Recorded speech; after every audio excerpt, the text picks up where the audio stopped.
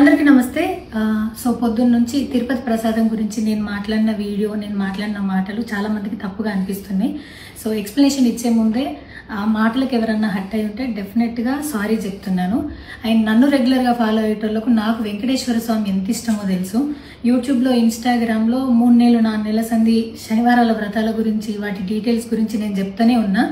అవేవి దేని గురించి ఎవరు మాట్లాడుకోలేరు. అన్ఫార్చునేట్లీ దీని గురించి మాట్లాడినరు. ఏదైనా సరే తప్పు జరిగింది నా సైడ్ నుంచి.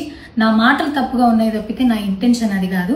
మేము రిచ్ అని అన్నది 10,000 L1 క్యూ లైన్లో నిలబడ్డప్పుడు, పొద్దున ప్రసాదం తీసుకునేటప్పుడు కాస్ట్లీ లైన్లో నిలబడ్డమని ఆ ఉద్దేశంతో అన్నాను.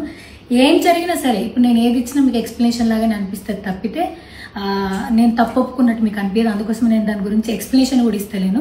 తప్పైతే నా సైడ్ నుంచి జరిగింది అండ్ నా తమ్ముడు సోను తరపు నుంచి కూడా జరిగింది. తను అవైలబుల్లో లేడు. తన తరపున, నా తరపున అందరికీ సారీ చెప్తున్నా.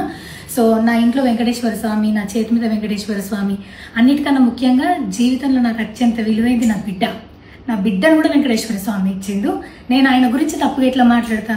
అస్సలు ఆయన గురించి తప్పుగా మాట్లాడా. ఆయన గురించే కాదు, నన్ను రెగ్యులర్గా ఫాలో అయ్యేటోళ్లకు నేను అన్ని మతాల దేవులను మొక్కుతా, అందరి దేవులను మొక్కుతా. అందులో వెంకటేశ్వర స్వామి నా జీవితాన్ని మార్చిండు. ఈ రోజు నేను అనుభవించే ఏది కూడా ఆయన దయలేకపోతే కాదు. అట్లాంటిది ఆయన గురించి నేను ఎందుకు మాట్లాడతా? అయినా సరే తెలుసో తెలకో పొరపాటు మాటలు అయితే నా నోటి నుంచి, మా తమ్ముడు నోటి నుంచి వచ్చినాయి. దానికి డెఫినెట్గా సారీ అడుగుతున్నా.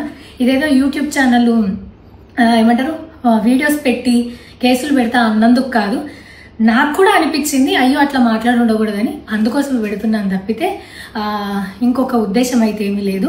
నేను మళ్ళొకసారి టీటీడీ మెంబర్స్కి అండ్ నా మాటల వల్ల హట్ అయిన ప్రతి ఒక్కరికి నేను నా తరపు నుంచి సారీ చెప్తున్నా.